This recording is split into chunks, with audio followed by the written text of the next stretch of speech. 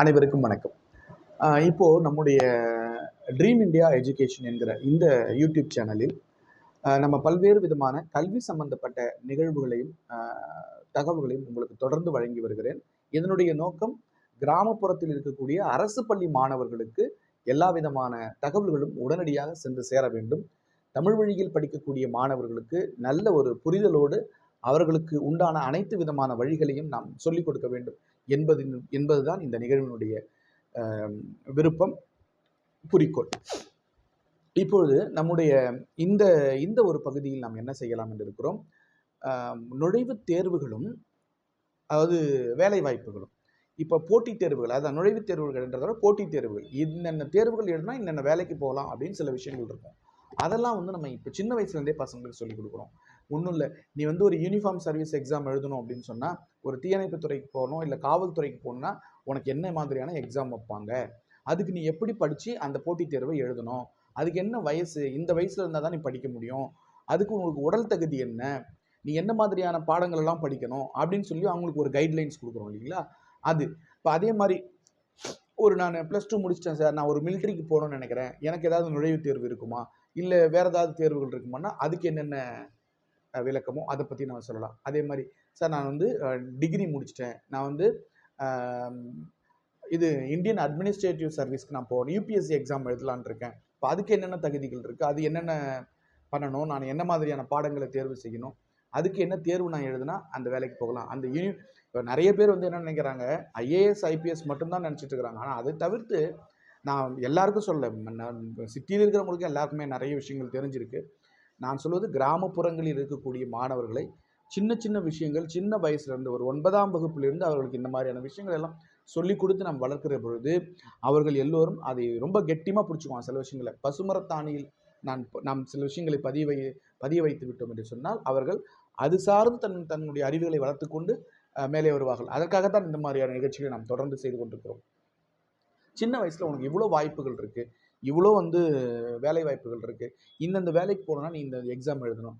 ஒரு டீச்சர் ஆகணும்னா நீ இந்த படிப்பு படிக்கணும், பிஎஸ்சி முடிக்கணும், பிஎட் முடிக்கணும், அதுக்கப்புறம் நீ டீச்சர்ஸ் ரெக்யூர்மெண்ட் போர்டால் நடத்தக்கூடிய அந்த தகுதி தேர்வை எழுதி தான் நீ உள்ளே வரணும் அப்படின்னு அவங்க அதுக்கு ஒரு தகுதி தேர்வு இருக்குன்னு நம்ம சொல்லணும்.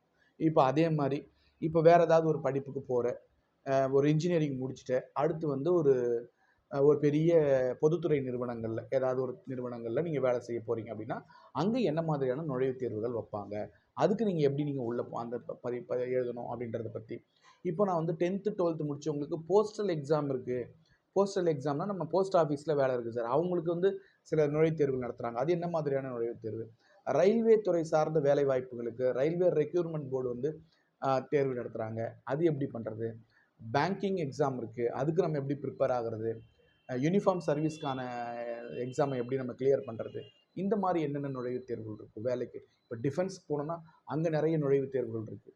அந்த நுழைவுத் தேர்வு எழுதுனீங்கன்னா டிஃபென்ஸில் நேவியில் போகலாம், ஏர்ஃபோர்ஸில் போகலாம், நீங்கள் ஆர்ம்டு ஃபோர்ஸில் போகலாம். நீங்கள் என்னென்ன போகணுமோ அதுக்கு தகுந்த மாதிரியான இருக்குது. இப்போ நிறைய விஷயங்கள் நம்ம யூபிஎஸ்சி எக்ஸாமில் நிறைய விஷயங்கள் இருக்குது. இந்தியன் அட்மினிஸ்ட்ரேட்டிவ் சர்வீஸ் அப்படின்னு சொன்னால் ஐஏஎஸ் ஐபிஎஸ்ன்னு இந்தியன் போலீஸ் சர்வீஸ், அது விட்டு அதுக்கப்புறம் இந்தியன் ஃபாரஸ்ட் சர்வீஸ் இருக்குது, இந்தியன் ரெவென்யூ சர்வீஸ் இருக்குது, இந்தியன் இன்ஜினியரிங் சர்வீஸ்னு ஒன்று இருக்குது, இந்தியன் போஸ்டல் சர்வீஸ் இருக்குது, இந்தியன் ஸ்டாட்டிஸ்டிக்கல் ஸ்டடீஸ் இருக்குது, இந்தியன் எக்கனாமிக் ஸ்டடீஸ் இருக்குது சர்வீஸ் இருக்குது, Indian economic service, Indian statistical service, இந்த மாதிரி நிறைய இருக்குது. இப்போ அதெல்லாம் நீங்கள் அதுக்கெலாம் நீங்கள் நிறைய ப்ரிப்பேர் பண்ணணும். என்னென்ன போட்டித் தேர்வுகளுக்கு என்னென்ன புத்தகங்கள் நம்ம வச்சு ப்ரிப்பேர் பண்ணணும். என்ன தான் நம்ம ஆன்லைனில் தேடி நிறைய விஷயங்களை படித்தாலும் புத்தகங்களில் படிக்கும்போது அதை குறிப்பு எடுத்து வச்சுட்டு படிக்கும்போது உங்களுக்கு அந்த மனசில் அது நிற்கும். அப்போ தான் உங்களால் அடுத்தடுத்து நீங்கள் ரிவிஷன் பண்ணும்போது உங்களுக்கு ஈஸியாக இருக்கும். ஃபஸ்ட்டில் படிக்கும்போது கொஞ்சம் கஷ்டமாக தான் இருக்கும், ஆனால் திரும்ப திரும்ப நீங்கள் ரிவிஷன் பண்ணும்போது உங்களால் பெரிய சக்ஸஸை கொடுக்க முடியும். ஈஸியாக நிறைய விஷயங்களை டக்கு டக்கு டக்கு டக்குன்னு பார்த்துட்டு போயிட்டே இருக்க முடியும். ஆக நீங்கள் அந்த மாதிரி இப்போ ஒரு போட்டித் தேர்வு இருக்குன்னா அந்த போட்டித் தேர்வுக்கு முதல்ல என்ன சிலபஸ், ஒரு போட்டித் தேர்வுன்னு சொல்லிட்டாங்கன்னா அது என்னென்ன சிலபஸ்ன்னு சொல்லுவாங்க. அந்த சிலபஸ்லேருந்து நாம் அந்த சிலபஸ்க்கு என்ன மாதிரியான ஆர்த்தரெல்லாம் பயன்படுத்தி என்னென்ன புத்தகங்கள் நம்ம எடுத்து ரெஃபரன்ஸ்க்கு வச்சுக்கலாம். அதில் நம்ம எப்படி படிக்கணும், ஒரு நாளைக்கு எத்தனை மணி நேரம் படிக்கணும், அந்த படித்ததை டெய்லி ரிவிஷன் பண்ணணுமா, இல்லை எழுதி பார்க்கணுமா, இல்லை வேறு ஏதாவது ஈஸியாக மனப்பாடம் பண்ணுறதுக்கான புரிந்ததுக்கான வழிகள் இருக்குதா? இதெல்லாம் நீங்க வந்து ஒரு ஒரு கால்குலேட் பண்ணி தான் பர் டேவை வந்து நீங்க வந்து டிவைட் பண்ணி பிரிச்சுக்கணும். இதில இன்னொரு விஷயம். நெறைய பேர் வந்து ஒரு தனியார் துறையில வேலையில இருப்பீங்க. வேலை செஞ்சுக்கிட்டே இதுக்கு படிக்கணும் அப்படின்னா, ரொம்ப சிரமமா இருக்கும். நைட்ல கண்ணு முழிச்சு படிக்கணும். அங்க ஒர்க்குக்கு போற இடத்துல டென்ஷன் இருக்கும். அதுக்கப்புறம் மீண்டும் வந்து நீங்க வீட்ல வந்து ப்ரிப்பேர் பண்ணணும். இதெல்லாம் அந்த ஸ்ட்ரகிள்ஸ் எல்லாம் தாண்டி தான் வரணும். வெற்றி பெறணும்னா போராடி தான் ஆகணும். அது மாரி. இப்ப அதே மாரி சில பேர் வந்து ஒரு ஒரு ஒரு இன்ஸ்டிடியூட்ல போய் நான் ஜாயின் பண்ணி படிக்கலான்னு இருக்கேன் சார். அங்க போனா எனக்கு நெறைய ஐடியாக்கள் கிடைக்கும்னா, கண்டிப்பா உண்மதான், நான் இல்லன்னு சொல்லல. ஆனா அதுக்காக நம்முடைய பொருளாதாரம் எப்படி இருக்குன்றதையும் நம்ம பார்க்கணும். எல்லாராலயுமே வந்து ஒரு இன்ஸ்டிடியூட்ல போய் ஜாயின் பண்ணி படிச்சிட முடியாது.